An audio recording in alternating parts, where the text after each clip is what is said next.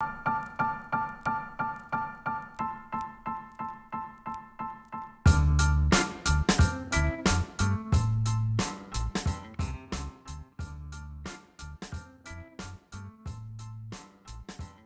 at you straight from the couch, we got another news story.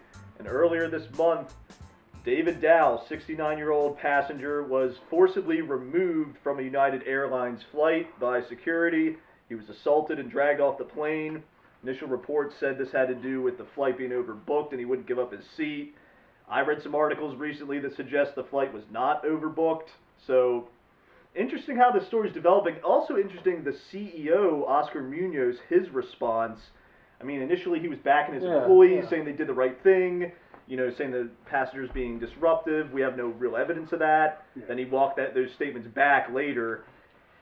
This is really bad for the airline industry, particularly this company. Horrible. Here's the thing. He didn't say anything until the stocks dropped. Once his bank account was hit, that's when he said something. And let's be honest here. We're not talking about just, anybody. We're talking about a senior citizen doctor. Like the guy, Dr. Dao is his name.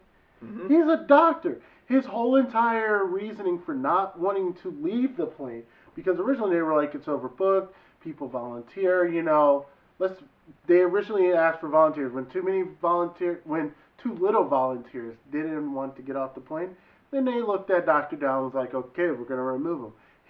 His response was, I have patients in the morning, I cannot be late, I cannot miss these appointments. He's a doctor. It's what he does. Honestly, I think if anybody said that, okay, you're automatically exempt, let's get you home. You're a healthcare provider. This is stupid. You're gonna beat up on an old man. And then, it's like it's sad to me because I watched the video of it. I was actually watching it with my fiance this afternoon. And I mean literally all you see is just people with their cameras. Just cameras taking video. Nobody's stepping up for the guy, and this guy's leaking from the mouth.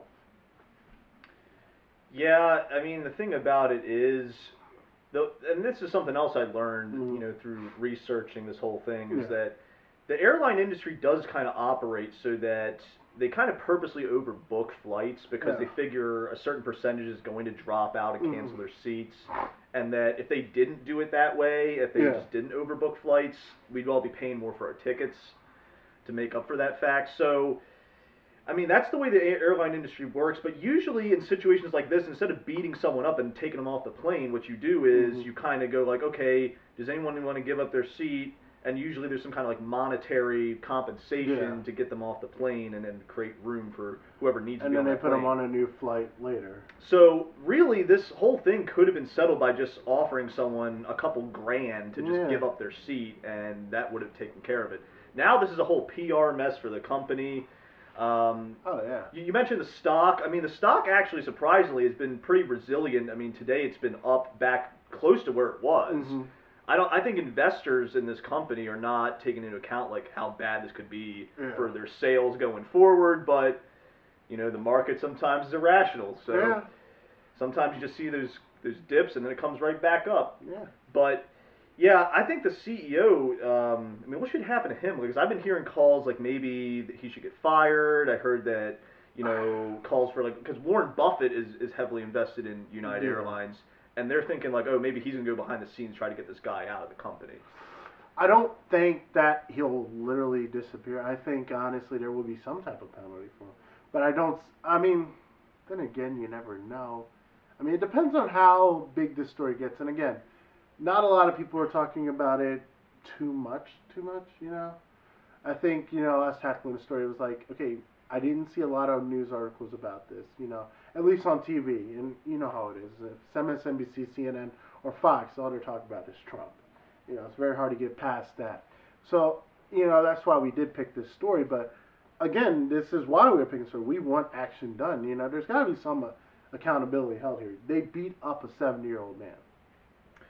Yeah, and again, I focus on the CEO's response to it being, and I kind of get it because supposedly United Airlines had a morale problem with its employees. They're not really the best run airline. I mean, I think about there's plenty of airlines I'd rather be on. Yeah. Not to just like slam the company, but I mean, you know.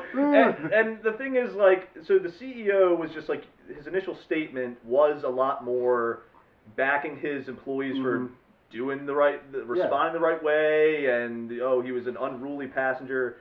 And of course, later on, he had to walk back those statements because it was just not a good response to the situation. You have to. I mean, this guy was a paying customer. Yeah. He wasn't someone. He wasn't like a suspect of terrorism. He wasn't anything like that. This is a paying customer who just didn't want to give up his seat. I mean, at the end of the day, like, you have procedures for handling this kind of problem in the industry. You have to basically. It gets to the point where you basically have to just go like, okay. Yeah. We'll give money to someone to give up their seat. They didn't really go that route. Yeah. Again, I think there's a million ways they could have gone about this. I mean, I think the way they handled this was completely wrong. It could not have been more wrong. I mean, honestly, when we get to the point where we're dragging people off the airplanes, you really need to stop and look, what is going on in my business? And like, how would you feel as a paying customer? Yeah. Like, you're sitting there, you paid for your ticket in advance and all that, you're sitting in your seat, and then it's like, okay, why are they trying to, like, get me off the plane? I don't get this. I paid for my ticket. I'm not doing anything. Yeah, like, if there wasn't enough. In your mindset as a consumer, you're thinking, well, there's not enough seats. Why was I allowed to buy my ticket for this specific flight? Exactly. And, it just like I said, the airline. We know the airline industry is set up this way. They overbook flights for a reason, but you got to handle it differently. Give someone a first-class ticket on another flight. Give them money to purchase their tickets. I mean, I heard also that, like, some woman was flying Delta, and her family were given, like, $11,000 to, like, give up their seats. Wow. And, I mean, that's a steep price. They can have my seat. But you know what? They can have my seat for $11,000. If you're the company, like, you have to either do something like that, because you can't be sending in security to, like, beat people up and drag them off planes when they pay for their tickets. It's just wrong. Well, as someone that's about to plan a wedding and, probably flying for my honeymoon, definitely not flying United Airlines. Definitely not going with those guys. Yeah. Last thing I need is to be out of the country and them tell me, oh, we need you to give up your seat. Nah. Not happening. Not happening. So that's going to do it for this story. And make sure you stay tuned. We got other exciting videos coming out. We recently did another Real Talk where we were talking about the new Power Rangers movie. Gerald's in that one. Yep. And we're going to keep bringing new content for you. So thanks for joining us on Couchside. And don't forget to subscribe, like the video, and check out our website, litubechannel.wordpress.com. Got a couple of new articles up there. We'll have a couple of new articles coming soon, actually. And, stay tuned. Hey guys, we got another Couchside episode coming out. It's not going to make any sense. What's with this laid out vibe? Let's do another Couchside episode straight from the couch. Alright, let's keep it rolling. Keep it rolling. We got tons of bloopers tonight. It's going to be great.